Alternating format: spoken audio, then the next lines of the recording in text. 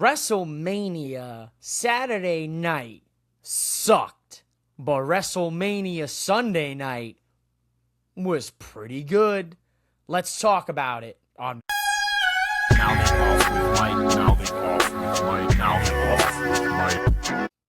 Ladies and gentlemen, welcome back to Mouthing Off with Mike, the only wrestling podcast that looks good in cheetah print. Call me the missing cheetah girl. It's a Disney-filled reference because Joe Jonas sung America the Beautiful on Sunday night for WrestleMania.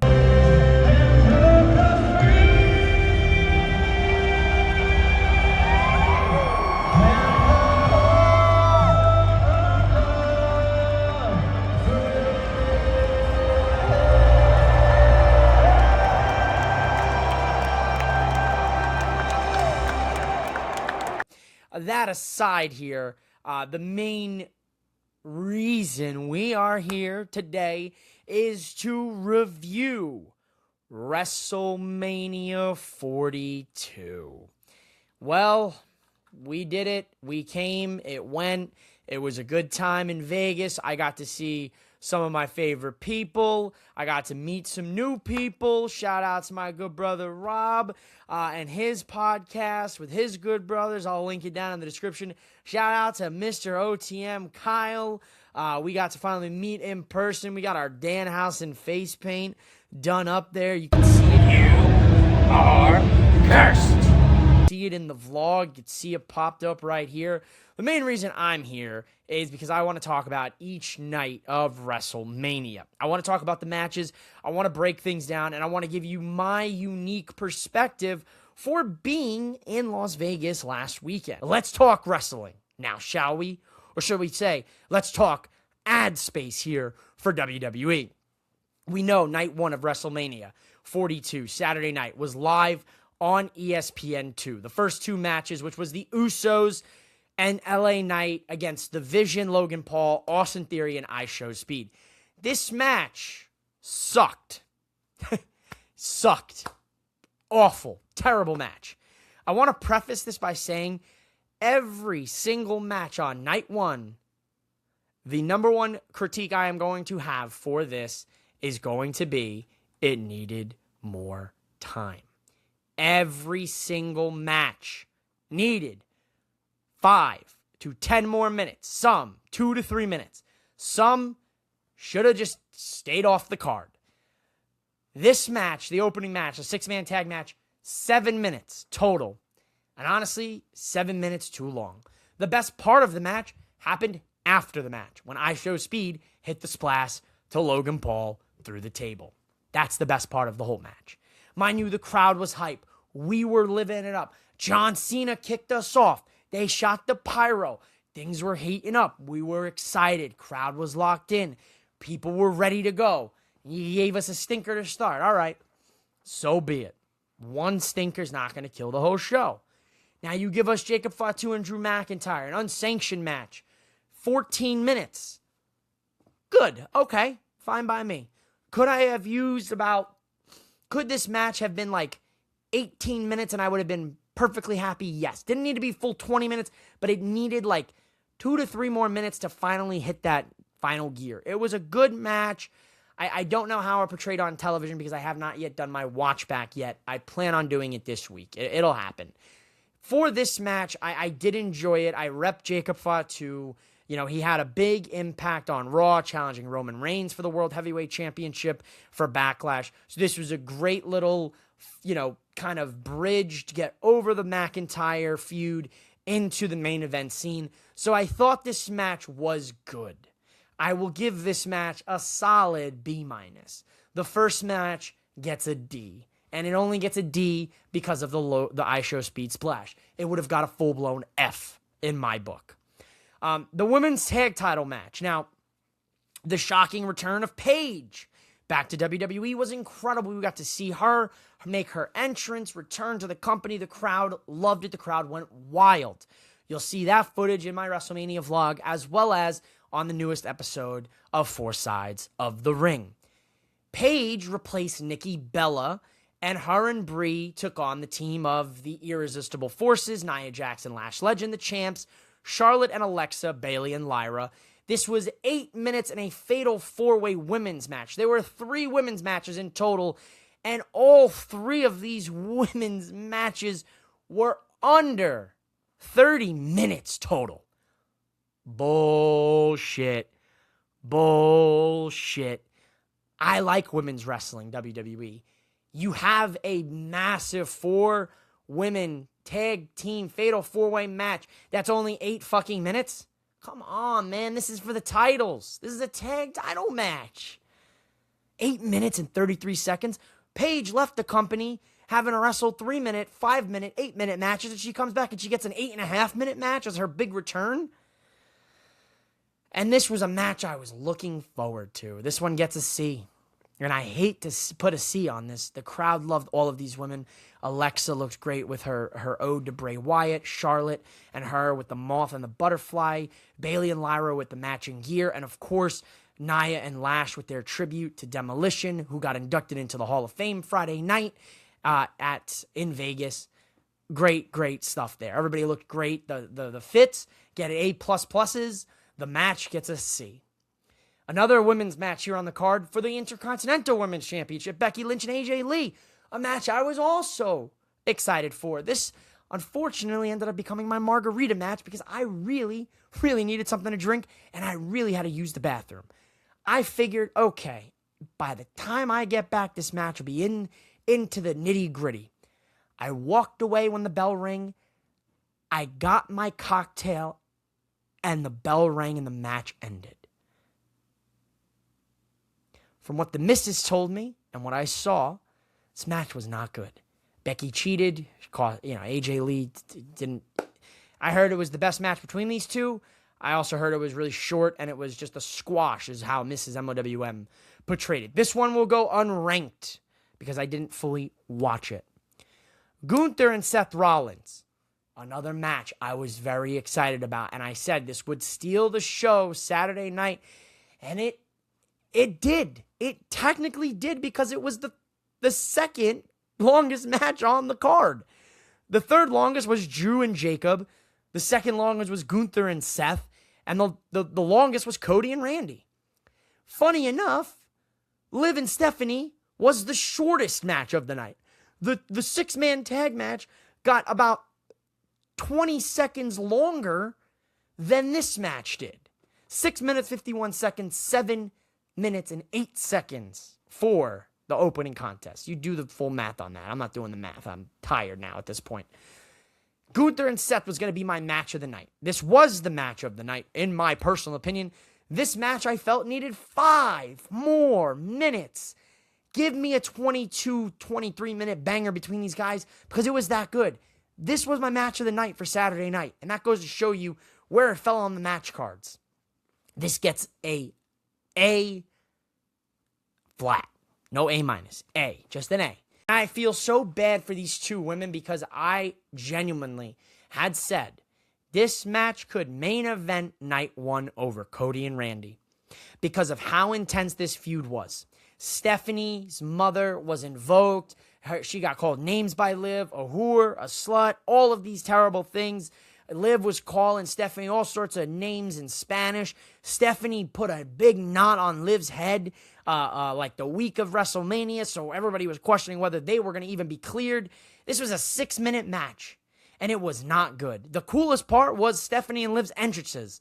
Liv did a live rendition of Trouble, Trouble, That's Me, Cherry Lips and Bad Energy. I have to do the I guess you just, whatever. I digress. Fuck. That was a whole side quest there. Liv and Steph, man, I felt so bad for these two women. And then they followed up on Raw Monday with Liv Morgan having a 13-minute match against Sol Ruca and a damn good match that was better than this match. I really feel for Steph. I hope she heals up. I hope she rests. I hope she comes back and Triple H rights the wrongs here because this was a big fucking wrong in my personal opinion. Cody Rhodes and Randy Orton. Oh, man. I want to really like this match. I want to sit here and tell you I love this match, but it was underwhelming. And that's not Cody's fault. Cody did do a lot in this match. He did work this match. He did lead this match. He put this match in control. He worked around Randy with the bad back story. We eliminated Pat super early in this match. Jelly Roll got him out of there. Then Pat comes down to count a slow count after he runs down a 75-yard fucking ramp with a neck brace, slides in the ring, and then does the slowest 3 count I've ever seen in my life. Then Randy RKO's him. Then Cody takes advantage and wins the title. So essentially the story you're telling me here is that Cody finally decided to use his killer instinct, something that he didn't do last year at WrestleMania against John Cena. This year he does it to Randy Orton, and he takes advantage of Randy and his miscalculations here and RKOing of Pat and the distraction that was caused there. Look, this match gets a C+. This was not a good main event for night one. Everybody left night one really pissed. Everyone was like, what was the wrestling? Where was the wrestling? Where was the wrestling on this show? There wasn't any, really. When we look at on the matches, you had 2 hours, and I think the full official time was like 2 hours and 35 minutes of commercials with like an hour and 40-something minutes of actual in-ring work right there. So just a terrible night one. The momentum fell off midway through after how quick some of these matches went. I didn't realize how quick everything was flying by when Liv and Stephanie, the bell rang, and then the bell rang again, and I was like, that match is over? What? Barely any false finishes. The Judgment Day got involved. It was just slop. Cody and Randy, another sloppy main event. Night one, overall, if I were to give it a grade here, I would give it,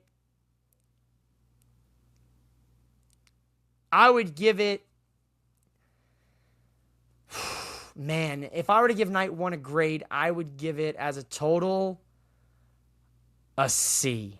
A C there. I would say it gets a C, and that's about it, honestly.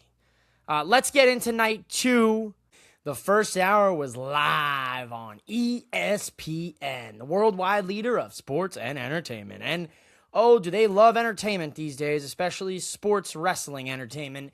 They also love commercials. Night one, plagued with commercials. We even had commercials in the arena. You guys at home watching on ESPN Unlimited, Netflix internationally had a ton of commercials.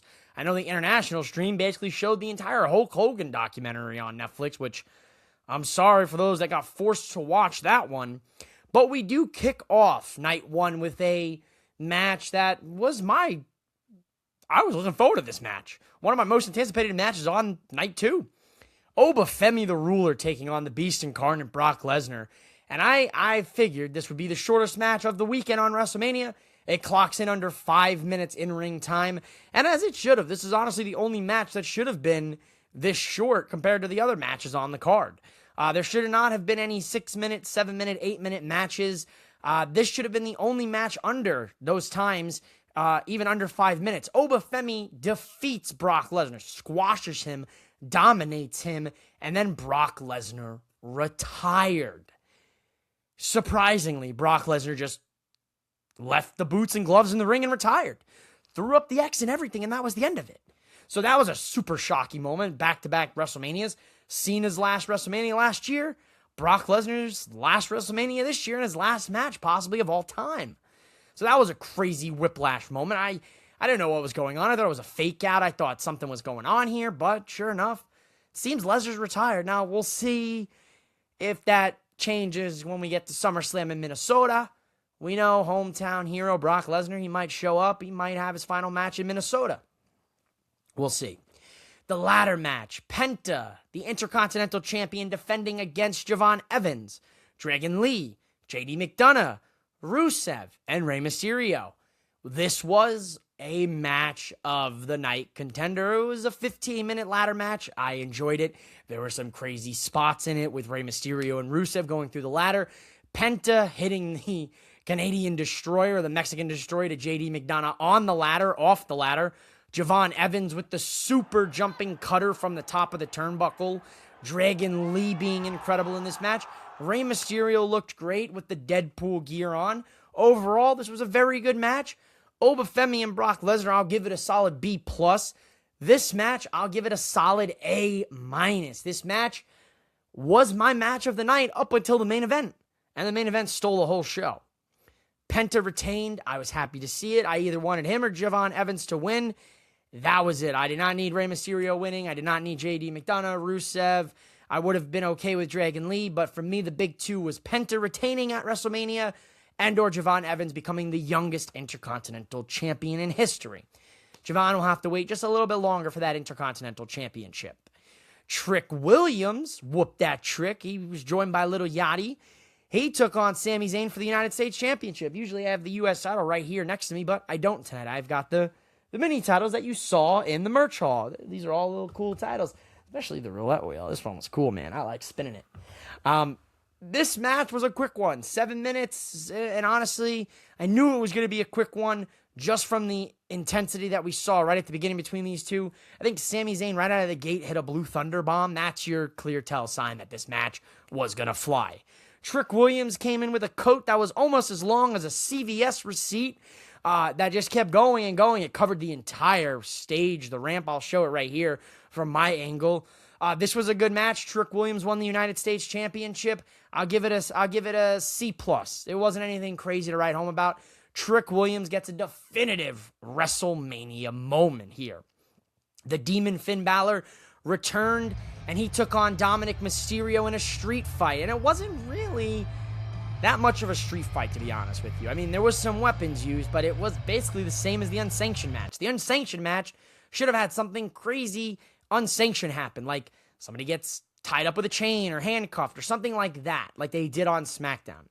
This match felt like a street fight, felt similar to the unsanctioned match. Dare I say the unsanctioned match was just a street fight here in different font. The Demon looked great. His entrance was awesome. Somehow, even during the daylight, they made it look good. I'll pop it up as we're talking about it. Demon looked good. Finn looked like he Benjamin buttoned himself and he went back 10 years. He looked like his 2016 self all over again. Dom had a sick entrance. King of the Luchadors had a bunch of luchadors carry him to the ring with the flag of Mexico and the U.S. Dom absolutely sold the Demon's entrance. He ran as far as he could to commentary and looked shook. So this was a good one. Finn looked good. Dom looked good. Solid B- match here. Demon gets a big win, and he fucking needed it. Rhea Ripley took on the champ, Jade Cargill. Jade Cargill got a special entrance.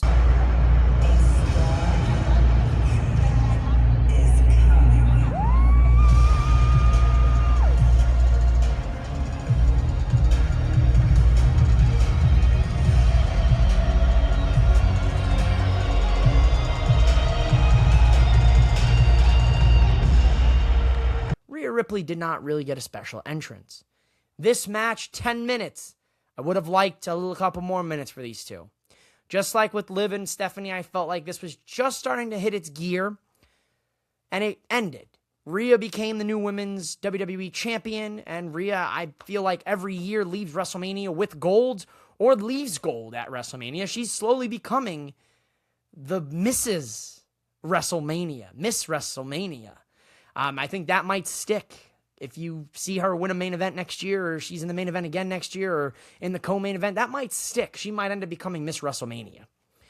Jade looked incredible. This might have been Jade's best match in WWE. This might have been Jade's best match of all time.